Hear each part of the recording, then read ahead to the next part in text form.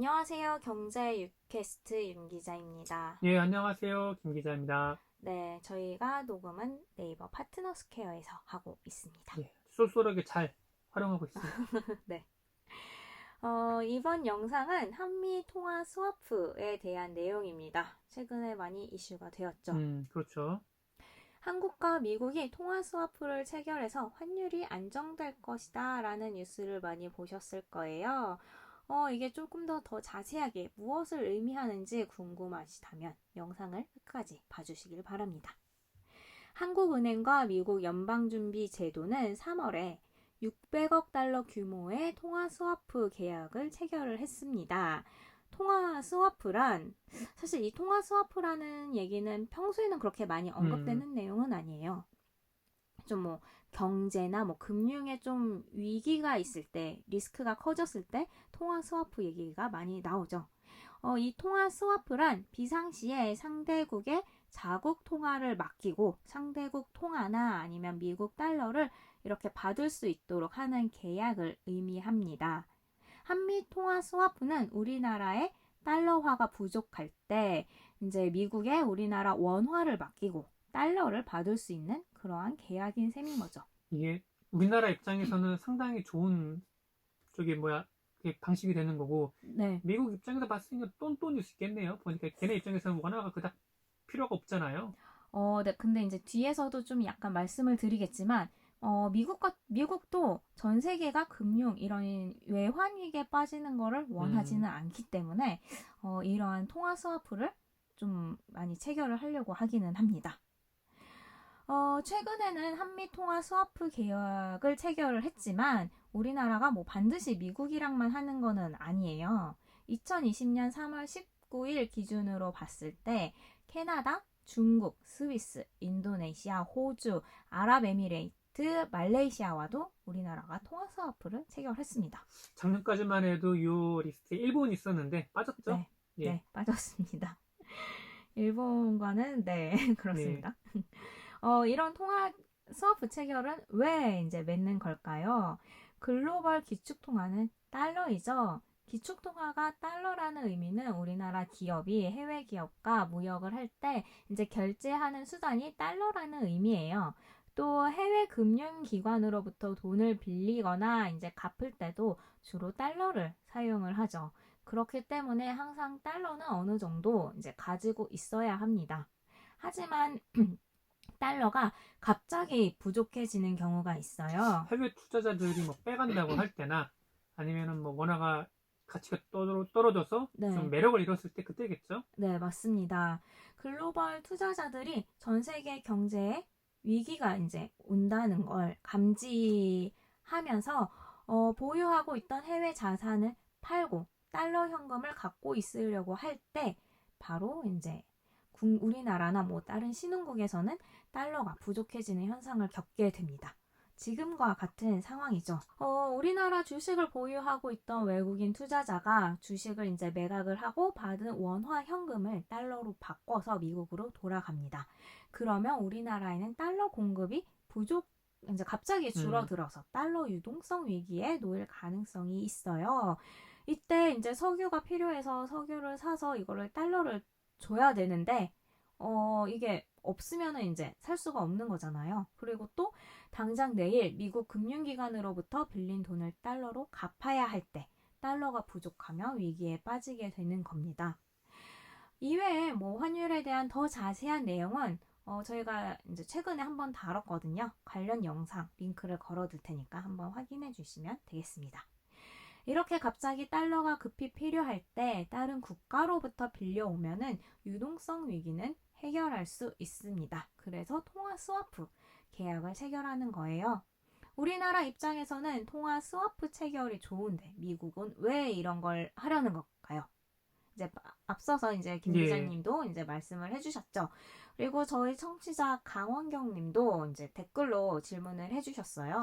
예, 이 기회를 통해서 강원경님, 예, 감사합니다. 네, 저희 항상 되게 자주 이제 댓글을 남겨주셔서 정말 감사합니다. 예.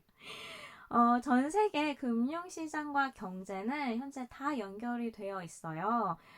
이제 한 국가가 무너지면 다른 국가에도 영향을 미치게 됩니다. 다른 국가 경제가 뭐 다 양호한 상황에서 한 국가만 좀 이렇게 위기에 빠지거나 붕괴가 되면 이게 그 여파가 그렇게 크지는 않아요.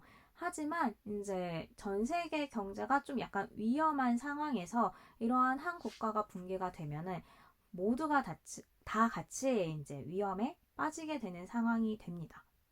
지금과 같은 상황이 각국 모두가 비상인 상황이죠. 이러한 위태로운 상황에서는 작은 불씨 하나가 크게 번져나갈 수 있습니다.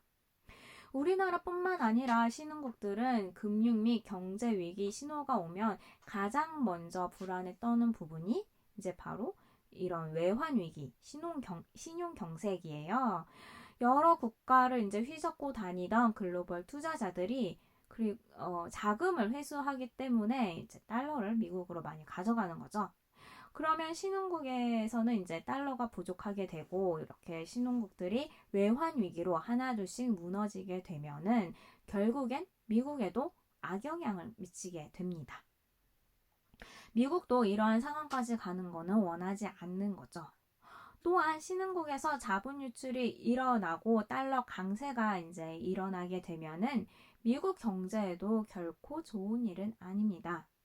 강달러가 미국에 왜 좋지 않은지는 달러 강세 미국에도 좋을까라는 제목의 영상에서 조금 더 자세하게 다뤘으니까 이제 참고해 주시면 감사하겠습니다. 통화 스와프 설명을 이제 간단하게 했으니까 이번 통화 스와프 체결 소식을 조금 더 살펴볼게요. 한국은행은 지난달이었죠. 3월 19일 미국 연방준비제도와 600억 달러 규모의 통화 스와프 계약을 체결을 했어요. 이번에 이제 미국까지 합쳐서 양자 기준으로 총 8개 국가와 우리나라는 통화 스와프를 체결하고 있는 거고요.